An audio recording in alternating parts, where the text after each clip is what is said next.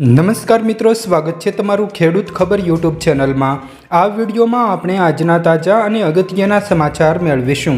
તો વિડીયોમાં આગળ વધીએ તે પહેલાં તમે અમારી ચેનલમાં નવા છો તો ચેનલને નીચે દર્શાવેલું લાલ કલરનું સબસ્ક્રાઇબ બટન દબાવી ચેનલને જરૂર સબસ્ક્રાઇબ કરી લેજો।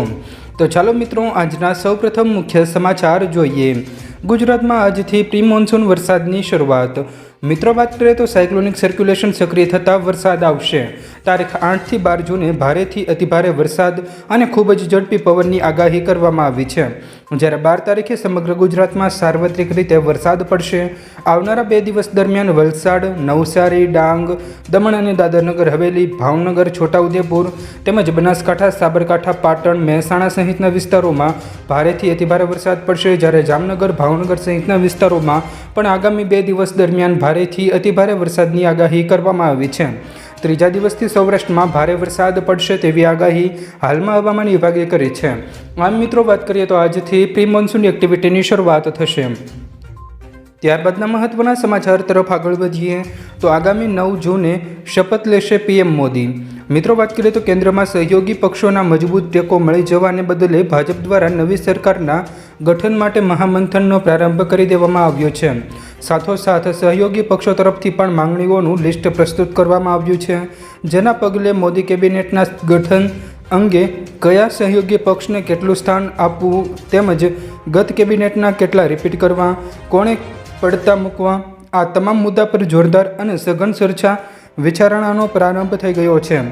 પીએમ મોદીના સરકારના શપથવિધિ સમારંભની તારીખ ફરી વખત બદલવામાં આવી છે।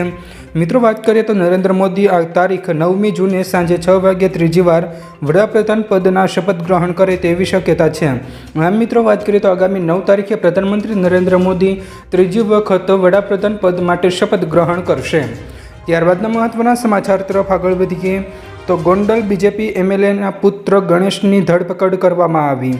મિત્રો, વાત કરીએ તો જૂનાગઢ અનુસૂચિત જાતિના પ્રમુખના પુત્ર સંજયનું અપહરણ કરીને હત્યા કરવાની કોશિશ કર્યાના ગુનામાં 5 દિવસથી ફરાર ધારાસભ્યનો પુત્ર ગણેશ જયરાજ જાડેજા તેના 7 સગીર મિત્રોની સાથે જૂનાગઢ પોલીસે બાતમીના આધારે કોટડા સાંગાણીના હડમતિયાથી ઝડપી લીધા હતા। 7 દિવસના રિમાન્ડની માંગ સાથે તમામ આરોપીઓને પોલીસે કોર્ટમાં રજૂ કરતા કોર્ટે રિમાન્ડ નામંજૂર કરી છે અને તેમને જેલ હવાલે કરવાનો હુકમ કર્યો છે। સીટની રચના કરવામાં આવી છે। ડીવાયએસપી જણાવ્યું હતું કે એ ડિવિઝન પોલીસ સ્ટેશનમાં હત્યાની કોશિશ, અપહરણ, રાયપોર્ટિંગ, એટ્રોસિટી એક્ટ સહિતની કલમો અન્વયે ગુનો દાખલ કરવામાં આવ્યો છે અને હવે કડક સજા કરવામાં આવશે। ત્યારબાદના મહત્વના સમાચાર તરફ આગળ વધીએ તો રેશન કાર્ડ ધારકો તુવેર દાળથી રહેશે વંચિત। મિત્રો, વાત કરીએ તો ગુજરાત રાજ્યના 73,98,839 રેશન કાર્ડ ધારકોને તુવેર દાળનો જથ્થો નહીં મળે। ઓછા જથ્થાથી ઝઘડો થતા હોવાની ફરિયાદોથી જુલાઈમાં વિતરણનો નિર્ણય કરવામાં આવ્યો છે। વિગતો મુજબ ગુજરાત રાજ્યના 73 લાખ કાર્ડ ધારક હોલ્ડરો જૂન માસ દરમિયાન તુવેરની દાળથી વંચિત રહેશે। સરકાર તુવેરની દાળની ખરીદી કરી શકી નથી। શોર્ટ સપ્લાયના કારણે ચાલુ માસમાં દુકાનદારોને મળવાપાત્ર પર મિનિટ પણ દાળ મૂકવામાં આવી નથી, જેથી રાજ્યમાં 73 લાખ રાશન કાર્ડ ધારકોને તુવેર દાળ વગર રહેવું પડશે। ત્યારબાદના મહત્વના સમાચાર તરફ આગળ વધીએ તો ચોમાસું ગુજરાત તરફ આગળ વધી મહારાષ્ટ્ર પહોંચી ગયું। મિત્રો, વાત કરીએ તો ચોમાસું ગુજરાત તરફ આગળ વધી રહ્યું છે। ચોમાસું મહારાષ્ટ્રમાં પહોંચી ગયું છે। સામાન્ય રીતે મહારાષ્ટ્રમાં ચોમાસું બેસવાની તારીખ 10મી જૂન છે, પરંતુ સામાન્ય રીતે કરતાં 4 દિવસ પહેલાં ચોમાસું બેસી ગયું છે। ત્યારે ગુજરાતમાં પણ સામાન્ય રીતે ચોમાસું 15મી જૂને બેસે તેવી શક્યતા છે, પરંતુ આ વખતે 15મી જૂન પહેલાં ચોમાસું બેસે તેવી અનુમાન લગાવવામાં આવ્યું છે। આમ મિત્રો, વાત કરીએ તો ચોમાસું ધીમે ધીમે ગુજરાત તરફ આગળ વધી રહ્યું છે અને થોડા દિવસોમાં ચોમાસું ગુજરાતમાં પહોંચી જશે। ત્યારબાદના મહત્વના સમાચાર તરફ આગળ વધીએ તો ગુજરાતની ચૂંટણીમાં વિજયી 26 સાંસદમાંથી 23 કરોડપતિ છે। મિત્રો, વાત કરીએ તો ગુજરાત લોકસભા ચૂંટણીમાં જીતેલા 26 સાંસદોમાંથી 23 સાંસદો કરોડપતિ છે અને 5 સાંસદો વિવિધ ગુનામાં નોંધાયેલા છે।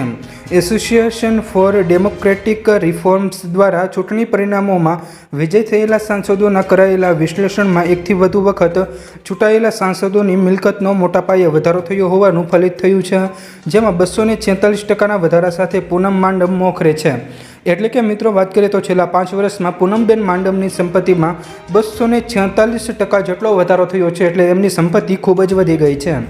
ત્યારબાદના મહત્વના સમાચાર તરફ આગળ વધીએ તો ખેડૂતોને કમોસમી વરસાદથી સહાય। મિત્રો વાત કરીએ તો ગુજરાતના ખેડૂતોને કમોસમી વરસાદથી થયેલા પાક નુકસાનીનો સર્વે પૂર્ણ થઈ ગયો છે। રાજ્યમાં 13 મેથી 18મી મે દરમિયાન થયેલા કમોસમી વરસાદના કારણે ગુજરાતમાં ખેતી અને બાગાયતી પાકોને થયેલા નુકસાન અંતર્ગત વિસ્તારોમાં વિગતવાર સર્વે કરવાની કામગીરી હાથ ધરવામાં આવી હતી। 7 જિલ્લાના 10,943 ખેડૂતોને કમોસમી વરસાદથી નુકસાન અંદાજે 27.50 કરોડથી વધુની સહાય ખેડૂતોને આપવામાં આવશે। આગામી સમયમાં સરકાર દ્વારા SDRFના નિયમો પ્રમાણે ખેડૂતોને સહાય ચૂકવવામાં આવશે। ત્યારબાદના મહત્વના સમાચાર તરફ આગળ વધીએ તો PM મોદી કરતાં રાહુલ ગાંધીની મોટી જીત। મિત્રો વાત કરીએ તો આ વખતની ચૂંટણીમાં PM મોદી વર્સિસ રાહુલ ગાંધીનો માહોલ હતો। આ વચ્ચે PM મોદીએ વારાણસી સીટ જીતી છે, જોકે તેમની જીતનું માર્જિન ઘણું ઓછું રહ્યું છે। તેઓ માત્ર 1.5 લાખ મતથી જીત્યા છે, જ્યારે સોશિયલ મીડિયામાં તેના પર વિવિધ પ્રકારની કોમેન્ટો આવી રહી છે। એક યુઝરે લખ્યું કે રાહુલ ગાંધીને PM મોદી કરતાં મોટી જીત મળી છે। વાસ્તવમાં એવી મિત્રો વાત આવી છે કે રાહુલ ગાંધીએ તેમની બંને બેઠકોમાં લગભગ 3.5 લાખ મતોથી જીત લીધી છે। આમ મિત્રો વાત કરીએ તો રાહુલ ગાંધી દ્વારા હાલમાં પ્રજાનો મત મેળવવામાં આવી રહ્યો છે। ત્યારબાદના મહત્વના સમાચાર તરફ આગળ વધીએ તો નીટની પરીક્ષા અંગે ચોંકાવનારો ખુલાસો થયો। મિત્રો વાત કરીએ તો મેડિકલના અભ્યાસની પ્રવેશ પ્રક્રિયા નીટનું પરિણામ જાહેર થયું છે, ત્યારથી પરીક્ષાર્થીઓ નારાજ છે। પેપર લીકના આરોપ સાથે પરીક્ષા કેન્સલ કરવાની માંગ કરી રહ્યા છે। સાથોસાથ સોશિયલ મીડિયા પર કેટલાક ચોંકાવનારા ખુલાસા થયા છે। 67 વિદ્યાર્થીઓને 720માંથી 720 માર્ક મળ્યા છે, જે અશક્ય બાબત છે, જેમાંથી ઘણા વિદ્યાર્થી એક જ સેન્ટરના છે। પટના પોલીસે નીટ પેપર લીક થયાનું સ્વીકાર્યું હતું। પરિણામ પણ ચૂંટણીના પરિણામ સાથે જાહેર થયું છે। આ મિત્રો વાત કરીએ તો નીટનું પેપર લીક થયું છે, પરંતુ હાલમાં સરકાર દ્વારા આ પરીક્ષા રદ કરવામાં નથી આવી। ત્યારબાદના મહત્વના સમાચાર તરફ આગળ વધીએ। ગુજરાતના વિસ્તારોમાં કોલેરાગ્રસ્ત જાહેર થયા।